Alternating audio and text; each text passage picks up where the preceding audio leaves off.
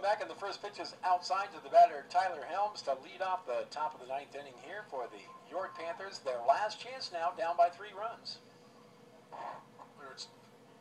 Pitch is a called strike, 1-1.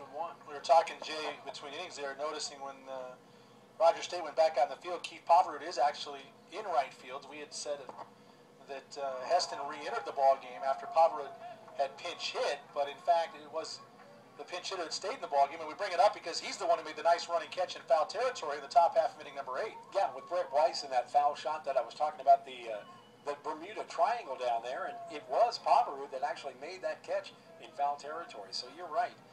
And the speedster, by the way, is out there in right field right now. I should have known because the ball always seems to find the new guy defensively, and so Every it did in time. that case. And almost always the first pitch. There's a fly ball right at the left fielder, Colton Campbell. He's there to make the play for the first out here in the 9th inning. So the Panthers are down to their final 2 outs here in Game 6 of the NAIA World Series. The loser out contest, second one today. And then we move on to the winners bracket games this afternoon. Marquette is rubbing up a new baseball. You've got Missouri Baptist playing in the game following this one. So they take on the number 1 seed, Faulkner, Alabama. And then later on tonight, the host team, LCSC, takes on the Lee Flames and Mark Brew. The first 2 pitches to Carrizosa are a mixed bag of a strike and a ball, 1 ball and 1 strike. Vargas set down the last 6 men he faced, and Marquette has retired the first 3 he's faced, making 4. Making 4, because that one on the fly, Eric Baker had it. You don't think these teams get scouting reports? He had that played perfectly. Came in about 5 strides. He shortened up in center field. Any other batsman, and that would have dropped in for a base hit, but Baker knew exactly what to expect. So it's 2 up, 2 down, and it's game time. To the plate, here comes Jordan Pella. He's happy to see anybody but Mr. Vargas out there on the mound. Yes, if you wonder why Craig alludes to that, Jordan Pella struck out to Brandon Vargas 3 consecutive times.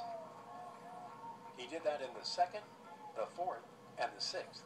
That insult to injury, they dropped the 3rd strike, and he had to run to 90 feet 2 of those times. So still was put out.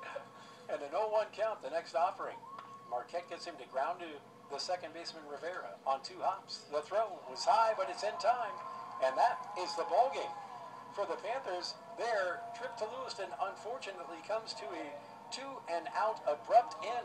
There'll be no runs, no hits, no errors, nobody left on the bags. And Greg Lawson, this was a very, very entertaining ball game. And I guess we expected to see someone from Rogers State between their 2 frontline starters have a win, and we got one this afternoon.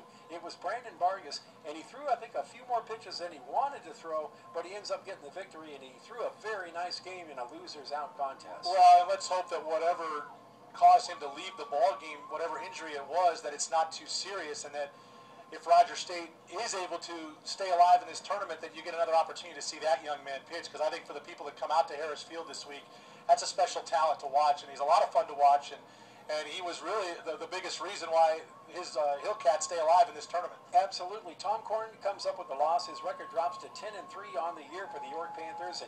And again, Nick Harland and his young club will go back home with a record of 44 wins and 12 losses. It's been a delight to have them here in Lewiston for the first couple of days of the World Series as both teams exchange handshakes down below. And the win will go to Brandon Vargas. Vargas maybe not as stellar as he was last year, but he comes up with a victory when they needed it the most in a loser-out contest. Vargas's record goes to 9-5 on the year, and he will not hurt that ERA of 2.55 whatsoever, as he gave up only 1 earned run in his appearance. And as Craig points out, we can only hope that Brandon Vargas maybe just suffered a small blister or something that will not keep him from pitching later on in the tournament, because he really is, truly, he and Sean Spainhour are a delight to watch. And Rogers State kind of going the same route they did last year, down into the losers bracket. Maybe, people not thinking about them a whole lot, but they're going to hang around another couple days, and look out, they might just come back and do what they did last year. Yeah, So they were the number 9 seed last year. They got all the way back to the championship game. They come in as the number 10 seed this year, so really they're the team that's supposed to be going home after 2, but